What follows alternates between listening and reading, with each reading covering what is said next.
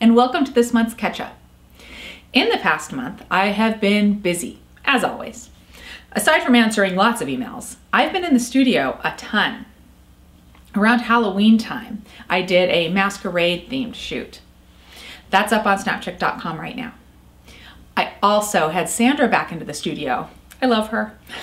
I've been working on videos for Linco, so I invited her over to act as my model for those videos. And the videos are up on Linco's YouTube channel, which is here.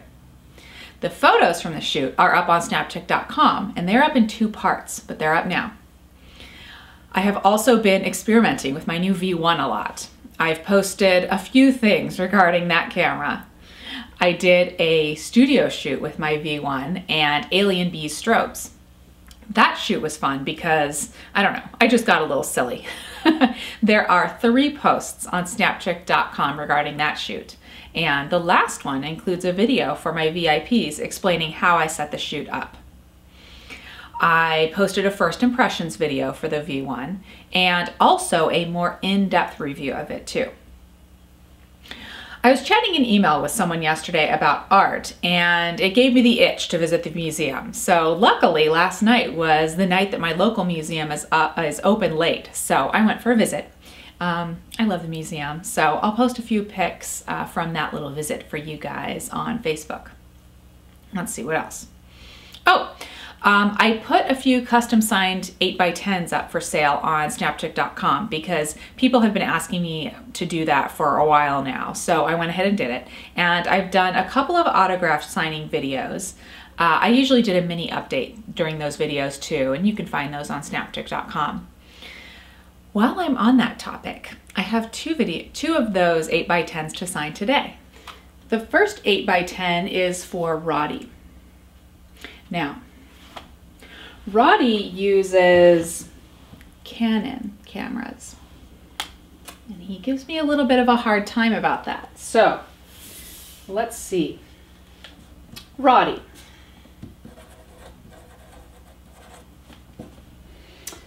Let's see. This Nikon girl isn't so bad, right?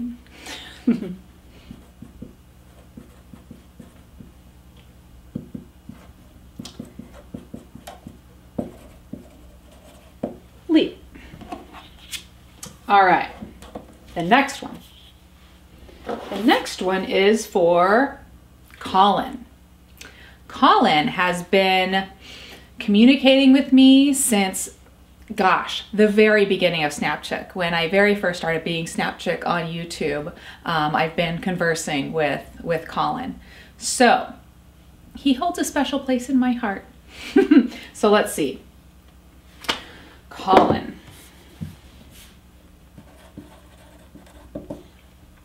Well, I just have to thank Colin, right?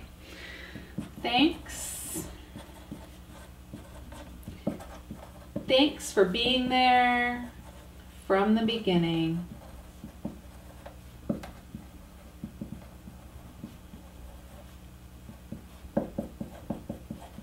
Leigh. Thanks, guys. Well then, let's talk about the photos you've shared with me recently. See if you can figure out the theme here. Dwight Hogenkamp posted this macro photo. He watched my video on macro photography, and he pulled out his new D90 and old Sigma 70-300. The settings were a shutter speed of 1/640th and an ISO of 800. And I simply love the colors in this photo.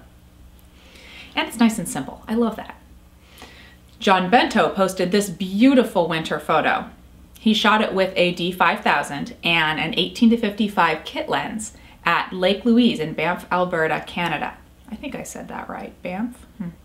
I love the scenery and the reflections in the lake and the very perfect snow-covered trees. I could probably look at this picture for days, and I'm thinking that it's probably because I live in the desert and I've never actually been anywhere that looks like this. It's a winter wonderland.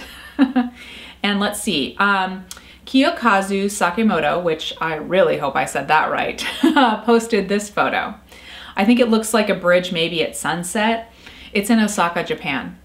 And he was nice enough to put the camera info right on the photo. He used a Canon EOS 5D Mark II and an EF 24-105mm f1.4 lens. Romboat Mast posted this super cool image. It's a 30-second exposure shot he took of a church at the Glow 2011 festival, which is a light festival in Eindhoven, the Netherlands.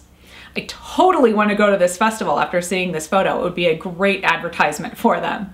All of these photos had a common element for me, which is just interesting color. Dwight, Kiyokazu, and Romboat's images have beautiful, bright color, obviously. And then there's John's image, which has just interesting kind of natural monochromatic color, but you can see bright spots of color on the people. All of the images are obviously gorgeous, but I really find the color and the contrast in color interesting in all of these images. So thanks guys so much for allowing me to feature your work today. Let's talk about a couple questions I've gotten recently. Chuck asked me what I use to shoot my videos. I usually use a Canon HG10 video camera, which is a little bit old, but it does great, with a Rode video mic.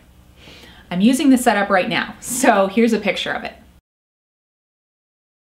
I've had a couple people ask me how large my studio is and how much space it takes up to shoot my videos, whether I'm in the studio or out of it.